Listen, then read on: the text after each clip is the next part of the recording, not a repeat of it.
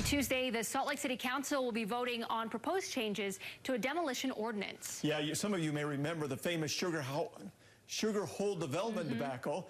KSL News specialist Morgan Wolf explains how it's impacting development 8 years after it led to a change in city policy.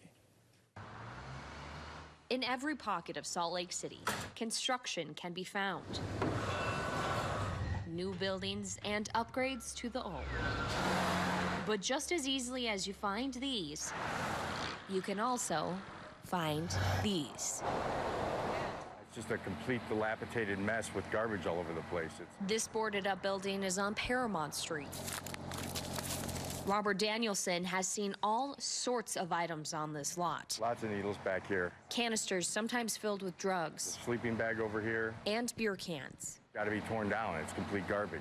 This lot sits next to the Gail Miller Resource Center for those experiencing homelessness and is 30 feet. It's been eventful. From Danielson's small business. They're an eyesore, but that's not the real problem. The real problem is this literally has an open sign on it for criminals to come and conduct criminal activity. He says the owner has tried to get a permit to tear it down, but has been unsuccessful. I think that sometimes policies can have really unintended consequences that work against the best interests of a city, and I think that's what happens here. Amy J. Hawkins serves on the Ballpark Community Council in this neighborhood. She's advocating to change the demolition process. Let's go back to 2012. That's when the ordinances around abandoned buildings and demolitions changed after development plans fell through at the famous Sugar Hole lot. The city requires redevelopment plans for lots to be approved now before you can get a demolition permit. And I don't want a big empty hole in anybody's neighborhood, but a big empty hole is actually preferable to this.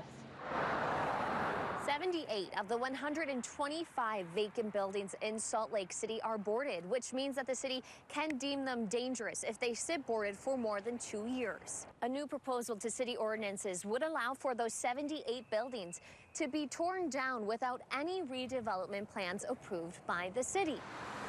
There's also a proposal that would allow for the city to fine any property owners every day that they let a boarded up building that is deemed unsafe sit without any plans for improvements or plans to sell it. I think it's a problem citywide.